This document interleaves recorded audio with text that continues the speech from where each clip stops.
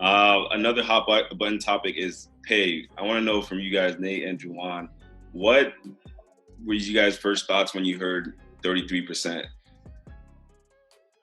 I mean, yeah, I mean, the the pragmatist in me is like, I get it. Logically, it makes sense. And I feel like it's one of those things where the league knows that they're not going to be cash flush this year, that they're taking these large hits. They're just trying to make sure they can do what they can to survive in public opinion, all these different things, and make sure the bank account and the ledger at the end hopefully have something close to green at the bottom.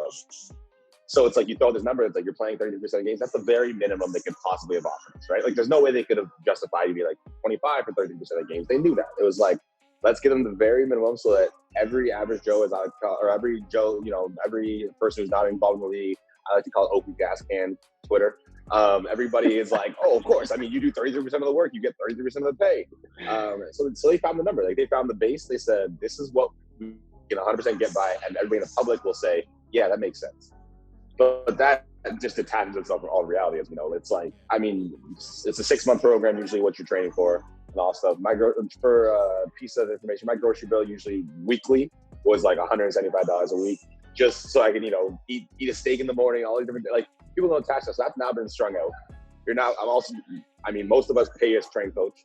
Most of us do all these other things that are attached to it. Like you can't work, you could be working underneath. That's like, you can't work a full-time job really what you're doing, because like, you're waking up at 7. I was trying to do 2 a days, all these different things. So it's like, the pay thing is just a slap in the face to me, to be honest. Like, it's very obviously, to me, it's transparent. It's like, let's do everything we can to make sure that they look like they're the bad ones, that they say no.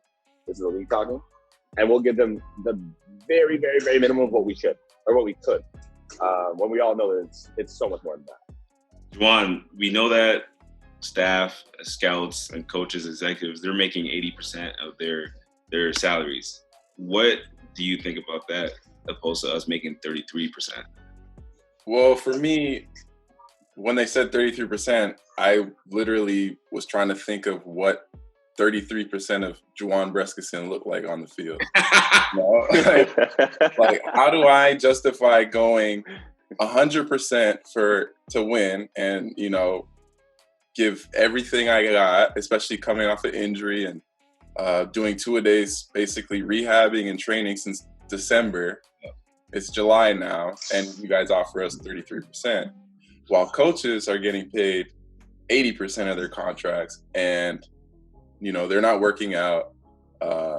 They're not, the ones on the field putting their body on the line. And granted, that's not what coaches do. Right. But at the end of the day, they're still getting paid, even though there's no product on the field and there's no season happening. But we're training, trying to stay mentally locked in, physically in shape. And you guys offer us 33% of our contract.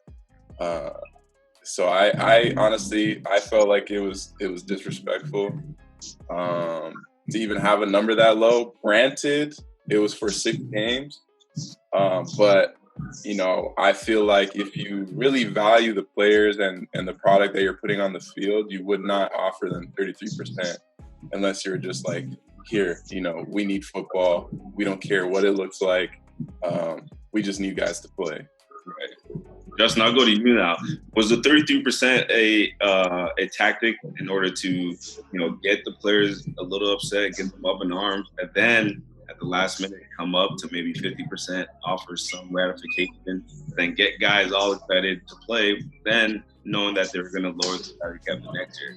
What do you think the 33% meant? Has there anything changed as of today, or anything you've heard as of that moving?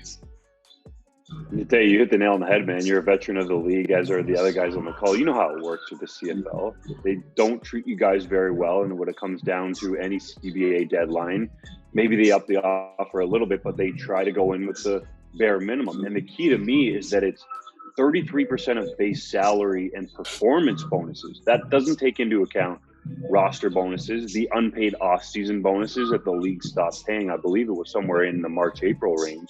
And also the bonuses that overall are tied to guys' contracts that are just a large number of it. They're talking just base pay and performance bonuses. So any of you guys go over 1,000 yards, you might have that in your contract where you get a nice bonus. But You don't get any of the other ones tied to your contract. So in reality, the general public thinks, oh, well, it's 33% of the contract overall. Mm-hmm. But it's not. Let's take Mike Riley, for example. He has, I believe, somewhere between a $300,000 to $400,000 reported pass bonus. Well, that's not covered in base salary or performance bonuses. So he's not getting 33% of his pay. Now, the quarterbacks are in another echelon, Right. but still, for every guy, I just don't understand how you can offer 33%. And I do think the league is playing out that tactic that in the back of their mind, from what I've heard, they're going to, at the 11th hour, once they know if the Canadian government is in or not, or for how much, they're going to come back to you guys, the players, and say, well, let's bump it up to 50% and dangle some sort of a ratification bonus to get a vote to happen quickly. So I think that's the game plan from the CFL side. Yeah, I have a question. Sorry, just a question for you, Justin.